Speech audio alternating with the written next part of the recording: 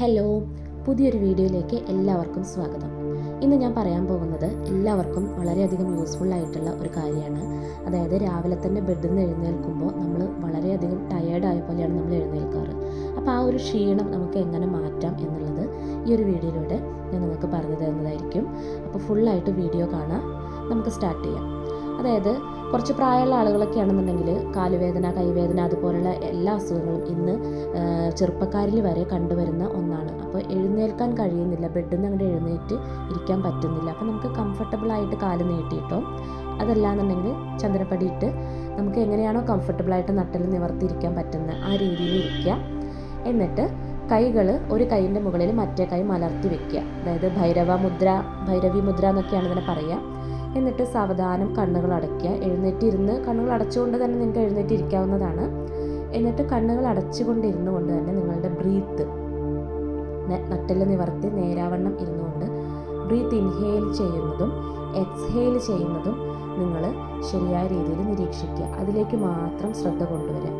ആ സമയത്ത് നിങ്ങളുടെ മനസ്സ് കൂടുതൽ ശാന്തമാവുകയും കൂടുതൽ ശ്രദ്ധ നിങ്ങളുടെ ശ്വാസത്തിലേക്ക് കൊണ്ടുവരുന്നത് നിങ്ങൾക്ക് കൂടുതൽ ഗുണകരമാവുകയും ചെയ്യും.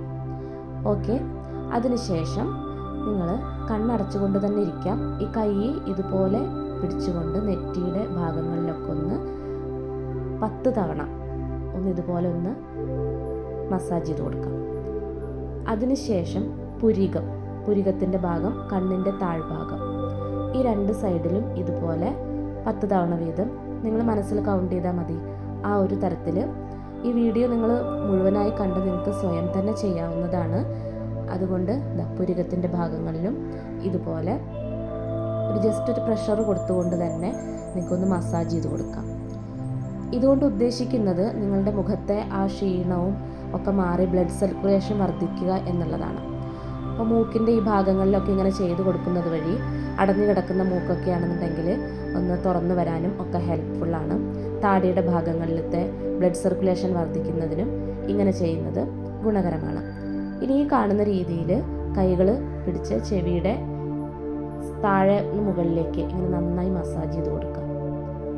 ഇതും നിങ്ങളുടെ ചെവിയുടെ തലച്ചോറിലേക്കുള്ള ഭാഗങ്ങളിലേക്കൊക്കെ ബ്ലഡ് സർക്കുലേഷൻ വർദ്ധിക്കുന്നതിന് ഒത്തിരി ഹെൽപ്ഫുള്ളായിട്ടുള്ള ഒന്നാണ്. ചെവിയുടെ താഴ്ഭാഗത്തേക്ക് ഒന്ന് വലിച്ച് ചെവിയുടെ മുഴുവനായിട്ടുള്ള ഭാഗങ്ങളൊക്കെ ഒന്ന് ജസ്റ്റ് മസാജ് ചെയ്ത് തലയുടെ പുറകു വശമൊക്കെ ഒന്ന് മസാജ് ചെയ്ത് കൊടുത്തു കഴിഞ്ഞിട്ടുണ്ടെങ്കിൽ അത്രയും ഭാഗം നിങ്ങൾക്കത് കണ്ണടച്ചുകൊണ്ട് തന്നെ ചെയ്യാവുന്നതാണ്. അത്രയും ഭാഗം നിങ്ങൾക്ക് നല്ലൊരു പോസിറ്റീവായിട്ടുള്ള ഒരു അറ്റ്മോസ്ഫിയർ, എനർജി അവിടെ കിട്ടുന്നുണ്ടാവും.